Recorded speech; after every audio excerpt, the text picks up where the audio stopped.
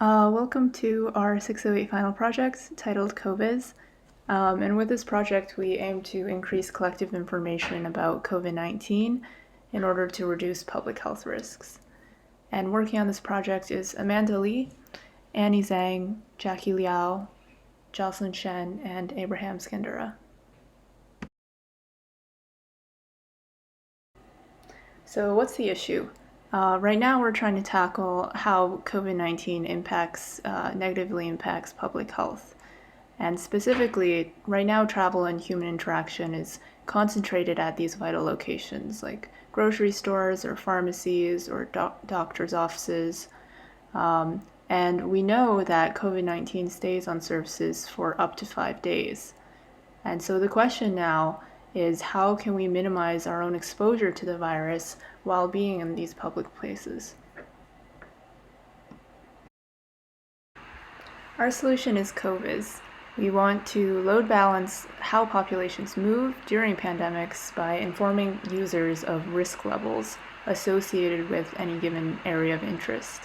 We do this via the ESP32, the database, and the website. So on the startup screen, we default to online mode and private mode, which means we're not posting yet. So we can enter public mode, and it'll show us the GPS post results. We can also enter offline mode, 2 clicks. And then we can say that we have a confirmed case of COVID-19. And we can also say that we've recovered from that case. And then we can switch back to private mode.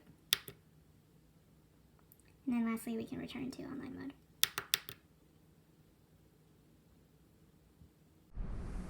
I've just taken the SD card out of the ESP32 and I'm now plugging it into my computer just to show that the points on my walk were recorded. For context, I walked near Briggs Field and by Simmons. So here you can see the points along my walk. 000 is the default, so this would have been when I was inside Baker. And then once I went outside and had actual Wi-Fi, you can see I slowly progressed, kind of. Yeah.